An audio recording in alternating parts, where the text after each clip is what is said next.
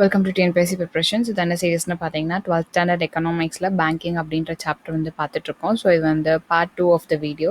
So இந்த சாப்டரை choose பண்ணதுக்கான ரீசன் அப்படின்னு பார்த்தீங்கன்னா combine group 10 group 8 model question பேப்பரில் சில கொஷின்ஸ் வந்து இதுலேருந்து எடுத்திருக்காங்க. So match the list 1 with the list 2. So monetary policy, fiscal policy, credit policy அதை வந்து மேப் பண்ண சொல்லியிருக்காங்க. அதுக்கப்புறம் வச்சு one of the following is a நான் பேங்கிங் ஃபைனான்ஷியல் இன்ஸ்டிடியூஷன். சில இன்ஸ்டிடியூஷன்ஸ் கொடுத்துட்டு எது என்பிஎஃப்ஐ கேட்டிருக்காங்க. நெக்ஸ்ட் கேஷ் ரிசர்வ் ரேஷியோ இதை வந்து ஃபிக்ஸ் பண்ணுறது யாரு and which of the following is your objective of monetary policy. So monetary பாலிசியோட அப்ஜெக்டிவ் என்ன அண்ட் ஸோ இதை படித்தோன்னா நம்மளுக்கு என்ன சிலபஸ் லிங்க் ஆகுது அப்படின்னா ப்ரிலிம் சிலபஸில் யூனிட் 6 இந்தியன் எக்கனாமியில் Reserve Bank of India, fiscal policy and monetary policy. So fiscal policy வந்து தனியாக ஒரு சாப்டர் இருக்குது. இதில் வந்து மானிட்டரி பாலிசி வந்து லிங்க் ஆகும். அண்ட் மெயின் சிலபஸில் பார்த்தீங்க அப்படின்னா பேப்பர் 3 ஜென்ரல் ஸ்டடீஸில் யூனிட் 3 இந்தியன் எக்கனாமியில் banking and finance, banking, money and finance, central bank, commercial bank, NBFI, stock market, financial reforms, financial stability, monetary policy, RBI and autonomy. இதில் வந்து link ஆகும் இந்த chapter. So second part of the video அப்படின்றனால 24th ஸ்லைடுக்கு வந்து போகிறேன்.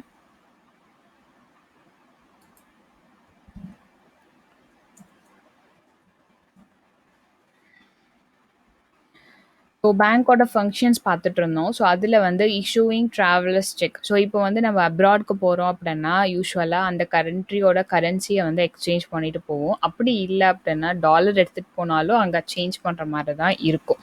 So outside the country travel பண்ணும்போது அந்த currency வந்து தேவை.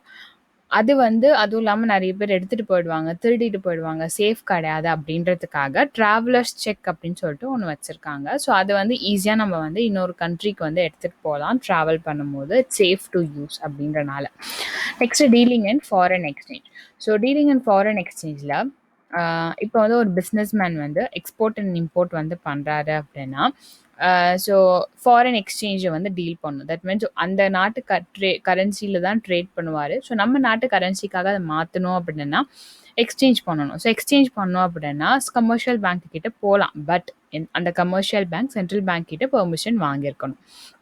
நெக்ஸ்ட் வந்து ஒரு பேங்க்லேருந்து இன்னொரு பேங்க்குக்கு ஃபண்ட் ட்ரான்ஸ்ஃபர் பண்ணுறதுக்கு வியா எது மூலமாக அப்படின்னா draft, telephonic transfer, electronic transfer இது மூலமாக ட்ரான்ஸ்ஃபர் பண்ணிக்கலாம். Next letter of credit. Letter of credit எதுக்காக அப்படின்னா கமர்ஷியல் பேங்க் அவங்களோட கஸ்டமர் வந்து கிரெடிட் வர்த்தி, தட் மீன்ஸ் அவர் பே பண்ணிடுவார் அப்படின்ற ஒரு ட்ரஸ்ட் வர்த்தினஸை கொடுக்கறது தான் வந்து இந்த லெட்டர் ஆஃப் கிரெடிட். ஸோ பையருக்கும் செல்லருக்கும் ஒரு கான்ட்ராக்ட் வேணும், கான்ட்ராக்ட் முடிக்கணும் அப்படின்னா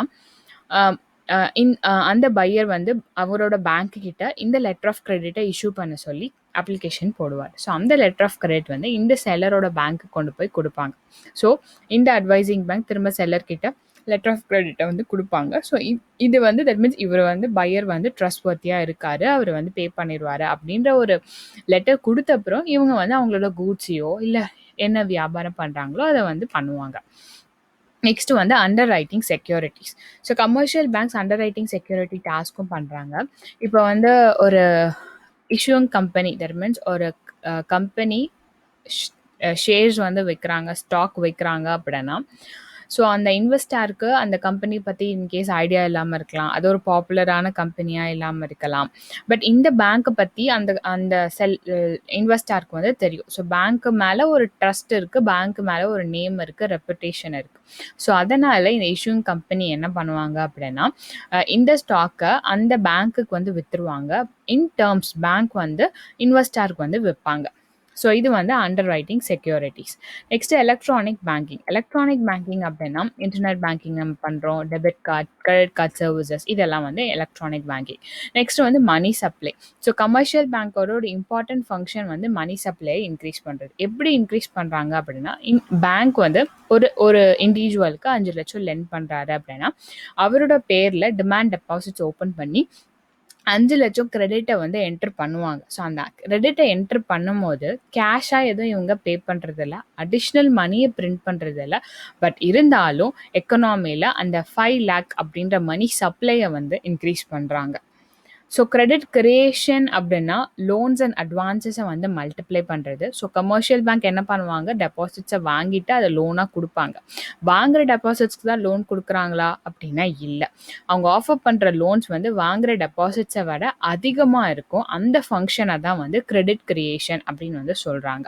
ஸோ கலெக்ஷன் ஆஃப் ஸ்டாட்டிஸ்டிக்ஸ் வந்து ட்ரேடு, காமர்ஸு, இண்டஸ்ட்ரி இதை பற்றின இன்ஃபர்மேஷன்லாம் கலெக்ட் பண்ணி ஒரு ஸ்டாட்டிஸ்டிக்கல் ரிப்போர்ட்டை கொடுப்பாங்க. அதை வச்சுட்டு அவங்களோட கஸ்டமருக்கும் பப்ளிக் அத்தாரிட்டிஸ்க்கும் ஃபினான்ஷியல் மேட்டரில் அட்வைஸ் பண்ணுவாங்க.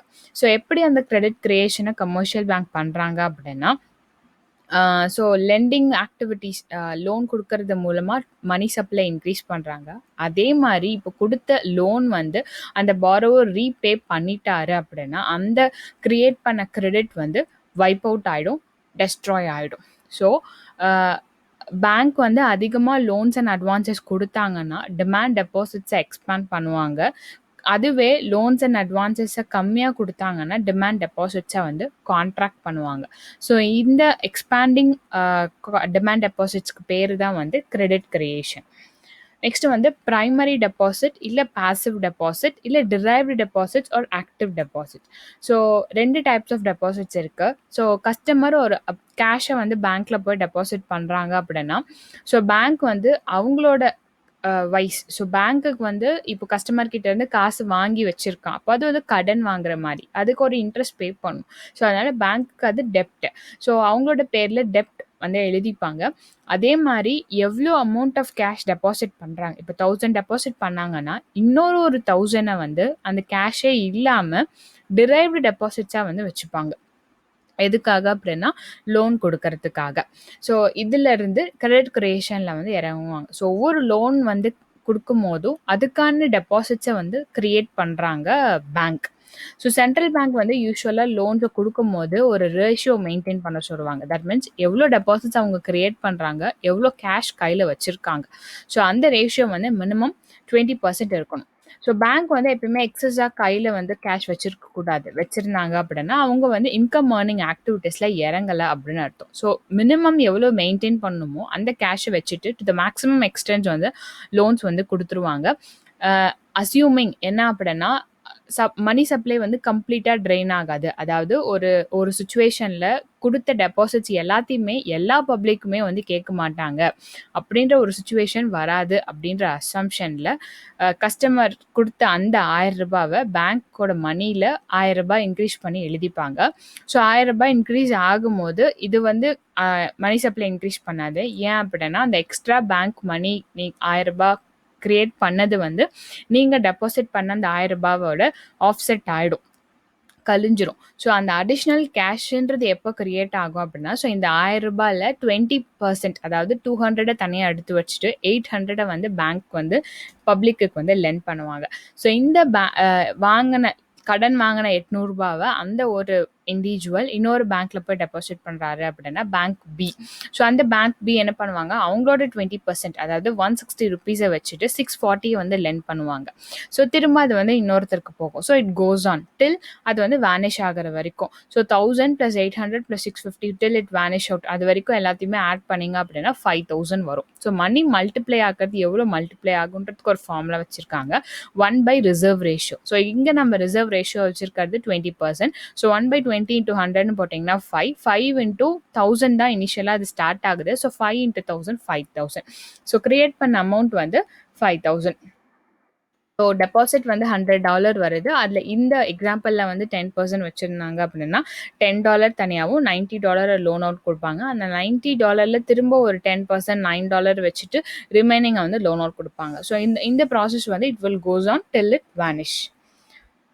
ஸோ கமர்ஷியல் பேங்க் எக்கனாமிக் டெவலப்மெண்ட்டில் கமர்ஷியல் பேங்க்கோட ஃபங்க்ஷன் என்னென்னு பார்த்தீங்கன்னா, capital formation, credit creation, channelising the fund, ரைட்டான இண்டஸ்ட்ரீஸை வந்து என்கரேஜ் பண்ணுறது, டெப்டை மானிட்டைஸ் பண்ணுறது, ஃபைனான்ஸ் பண்ணுறது கவர்மெண்ட்டுக்கு, எம்ப்ளாய்மெண்ட் ஜென்ரேஷன் அண்ட் ஆண்டர்ப்ரனர்ஷிப்பை ப்ரமோட் பண்ணுறது. ஸோ இது எல்லாத்தையும் இந்த பாயிண்ட்ஸ் ஞாபகம் வச்சுக்கலாம். Because which of the following அப்படின்னு சொல்லிட்டு இந்த 4ல் வந்து கேட்பாங்க. நெக்ஸ்ட் கேபிட்டல் ஃபார்மேஷன், அதுக்கான எக்ஸ்ப்ளனேஷன்ஸ் ஒவ்வொன்று கொடுக்குறாங்க. ஸோ கேபிட்டல் ஃபார்மேஷன் மட்டும் இந்த வீடியோவில் பார்ப்போம், ரிமைனிங் அடுத்த பார்ட் ஆஃப் த வீடியோவில் பார்ப்போம். ஸோ கேபிட்டல் ஃபார்மேஷன் எதுக்காக அப்படின்னா, ஒரு பிஸ்னஸ் பண்ணுறோம் அப்படின்னாவே it will cost huge amount of money வந்து நம்மளுக்கு தேவைப்படும். ஸோ தேவைப்படும்போது நம்மளுக்கு லோன் அப்படின்னா பேங்க் தான் வந்து குடுப்பாங்க. ஸோ பேங்க்குக்கு இந்த அமௌண்ட்லாம் எப்படி வருது? ஹியூஜ் அமௌண்ட் ஆஃப் மணி அப்படின்னா, ஸோ பேங்க்கோட பிரான்ச்சஸ் வந்து ரிமோட் ஏரியாஸ் ஆஃப் த கண்ட்ரியில கூட இருக்கும். ஸோ எல்லா பிரான்ச்சஸ்ல இருந்தும் ஸோ மக்கள்கிட்ட இருந்து அவங்களோட ஸ்மால் சேவிங்ஸ் எல்லாத்தையும் மொபிலைஸ் பண்ணி அதை ஒரு பெரிய ஹியூஜ் அமௌண்ட்டாக மாற்றுவாங்க. ஸோ அந்த மொபிலைசேஷனுக்காக அவங்க நிறைய ஸ்கீம்ஸ் வந்து அட்ராக்டிவ் ஸ்கீம்ஸ் வந்து வச்சுருக்காங்க. ஸோ அப்படி ஆர்கனைஸ் பண்ணுற மணி இன்கேஸ் அவங்களால ஆர்கனைஸ் பண்ண முடியல, பேங்க்ஸ் இந்த ஃபங்க்ஷனை பண்ண முடியல அப்படின்னா இந்த சேவிங்ஸ் எல்லாமே it will remain idle. Activity plan development ஆக்டிவிட்டிக்கு யூஸ் ஆகாமல் ஐடலாக இருக்கும். அப்படி இல்லைன்னா கோல்டில் வந்து போய் விழுகும். ஸோ அதில் வச்சு பிளான் ப்ரியாரிட்டிஸை வந்து பண்ண முடியாதுன்றதுக்காக முடிஞ்ச அளவுக்கு அட்ராக்டிவ் ஸ்கீம்ஸை வச்சு ஸ்மால் சேவிங்ஸ்லாம் கலெக்ட் பண்ணி லோனாக வந்து லெண்ட் பண்ணுறாங்க டு பிஸ்னஸ் பர்சன்ஸ்க்காக. ஸோ இந்த வீடியோ இதோட முடியுது. இது உங்களுக்கு பிடிச்சிருந்தா லைக் பண்ணுங்கள், ஷேர் பண்ணுங்கள், சப்ஸ்கிரைப் பண்ணுங்கள். தேங்க்ஸ் ஃபார் வாட்சிங்.